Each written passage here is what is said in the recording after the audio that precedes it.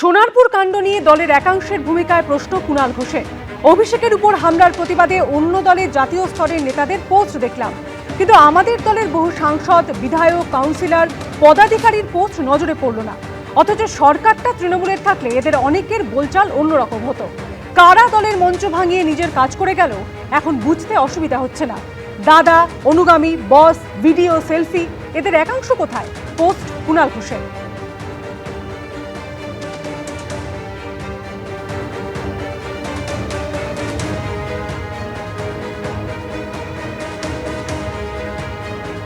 বিধানসভার সই বিতর্কে অভিষেক বন্দ্যোপাধ্যায়কে নোটিশ ধরালো সিআইডি। প্রথমে অভিষেক বন্দ্যোপাধ্যায়ের 188A হরিশ মুখার্জি রোডের বাড়ি এবং তারপর অভিষেক বন্দ্যোপাধ্যায়ের কালীঘাটের বাড়িতে পৌঁছন সিআইডির আধিকারিকেরা। নিজের হাতে নোটিশ রিসিভ করেন অভিষেক বন্দ্যোপাধ্যায়। সোমবার বেলা 12টার সময় ভবানী ভবনে অভিষেক বন্দ্যোপাধ্যায়কে তলব করেছে সিআইডি। বিধানসভা ভোটে বিপর্যয়ের পর শনিবার প্রথম আক্রান্ত তৃণমূল কর্মীদের বাড়িতে গেলেন অভিষেক বন্দ্যোপাধ্যায়। আর সেদিন তাঁর দুয়ারে কড়া নাড়ল সিআইডি। প্রায় 2 ঘন্টা ধরে চলল টান টান নাটক। শেষ অবধি বিধানসভার সই বিতর্কে তৃণমূলের সর্বভারতীয় সাধারণ সম্পাদককে নোটিশ ধরালো সিআইডি। अगर बीजेपी को लगता है कि पहले ईडी सीबीआई थे, अब बंगाल पुलिस और कोलकाता पुलिस आ गया, साथ में केएमसी आ गया, उनको लगता है कि भाई 5-6 एजेंसीज को लगाऊंगा और इसको कैसे भी भाई गुमराह करके सर झुकवाऊंगा, मैं वैसा आदमी नहीं हूं। आपको 10 बार सोचना पड़ेगा, आपको 7 बार जन्म लेना पड़ेगा मुझे झुकाने के लिए। अरे क्षमता থাকলে গ্রেফতার করে নিয়ে যাক। সিআইডির ভূমিকা নিয়ে তীব্র সমালোচনা করেছেন প্রাক্তন মুখ্যমন্ত্রী মমতা বন্দ্যোপাধ্যায়। কিসের সিআইডি? কোন পলিটিক্যাল পার্টি লেজিসলেচার মিটিং এ ফরওয়ার্ড করেছে, পার্টি সেটাকে বলেছে, স্পিকারই বলে দিয়েছে লোকসভা ওদের অ্যাসেম্বলি থেকে যে পার্টিকে দিয়ে এন্ডোর্স করে নিয়ে আসুন। তাই ও একটা ফরওয়ার্ডিং লেটার করেছে।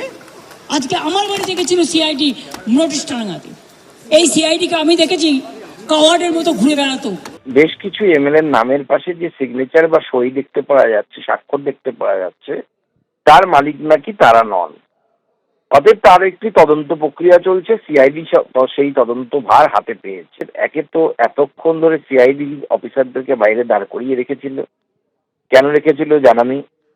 তারপরে যে ধরনের এখনো পর্যন্ত অহমিকা প্রকাশ পাচ্ছে এনার ব্যবহারে, শুধু এটুকুই বলবো, গণতন্ত্রে মানুষ শেষ কথা বলে।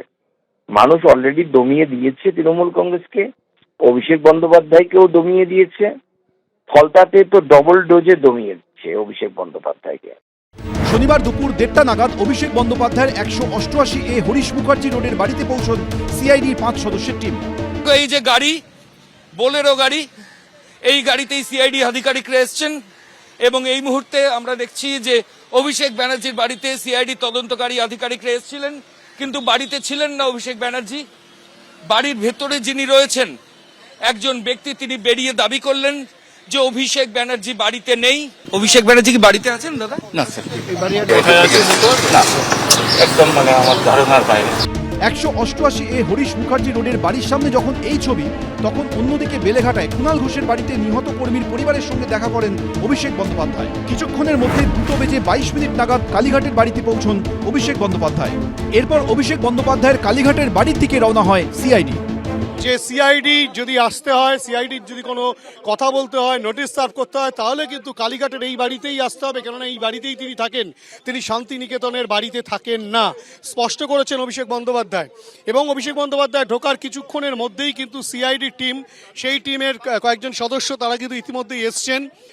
অভিষেক বন্দ্যোপাধ্যায়ের বাড়ির গেটের সামনে তারা অপেক্ষা করছেন। সাহেব জানালেন যে স্যার বলে দিয়েছেন পিএ কে দিয়ে দিতে, অফিস স্টাফ যে কোনো স্টাফকে দিয়ে দিতে, যদি মনে করেন যে সাহেবের হাতেই দেবেন তাহলে একটুখানি অপেক্ষা করতে হবে। সিআইডির অফিসাররাও জানিয়ে দেন তারা নোটিশ অভিষেক বন্দ্যোপাধ্যায়ের হাতেই দেবেন। এরপর 2:45 নাগাদ নিজের হাতে সই করে নোটিশ নেন অভিষেক। সোমবার বেলা 12টার সময় ভবানী ভবনে অভিষেক বন্দ্যোপাধ্যায়কে তলব করেছে CID. Mayur Thakur Chakraborty, Hindol they, Sukanta Mukhopadhyay, ABP Ananda.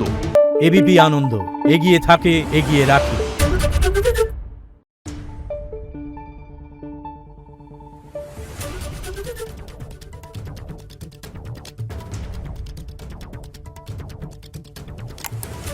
Thank you.